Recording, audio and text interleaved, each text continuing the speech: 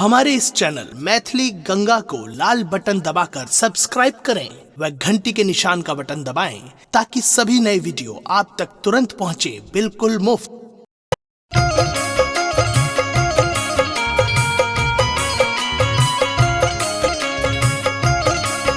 अपने सुन रहल छी गंगा कैसेट के प्रस्तुति।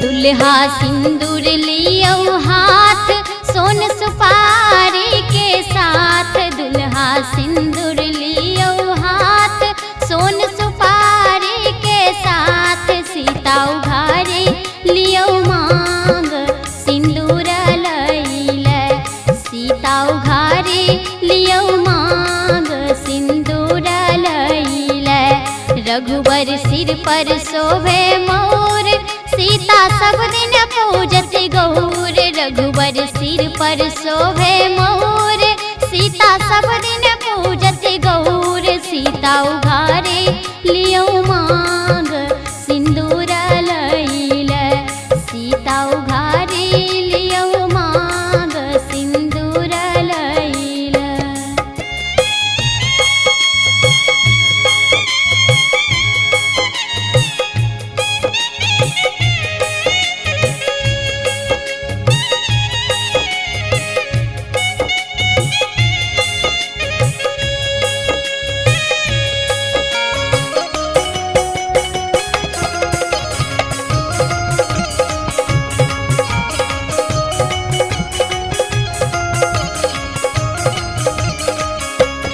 रघुबर सिर पर शोभे चंदन सीता हाथ में शोभे कंगन, रघुबर सिर पर शोभे चंदन सीता हाथ में शोभे कंगन, सीता उघारे लियो मांग सिंदूर लैले, सीता उघारे लियो मांग सिंदूर लैले, सीता के मेहंदी लागल हाथ माथे बिंदिया शोभे साथ, सीता के मेहंदी लागल हाथ माथे बिंदिया शोभे साथ, सीता उघारे लियो मांग सिंदूर लैले, सीता उघारे लियो मांग सिंदूर लैले।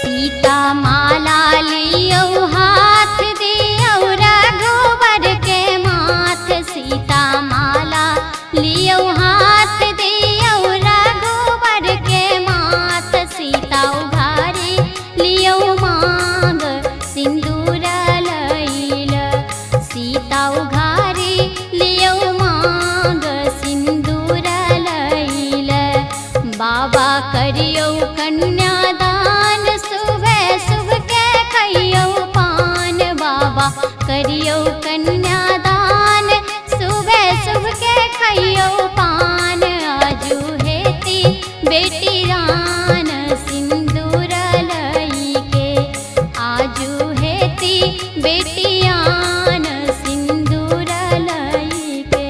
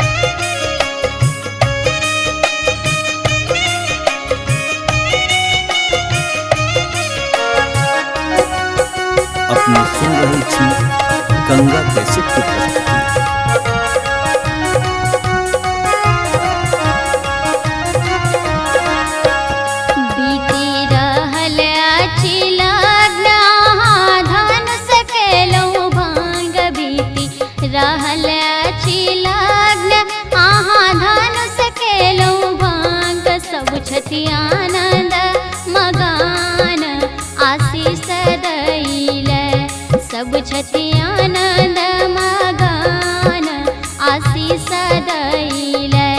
रघुबर लेलन सिंदूर हाथ सोन सुपारी के साथ। रघुबर लेलन सिंदूर हाथ सोन सुपारी के साथ।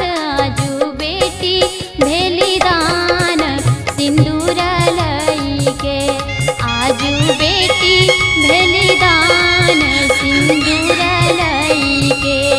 आजू बेटी भेली दान सिंदूर लई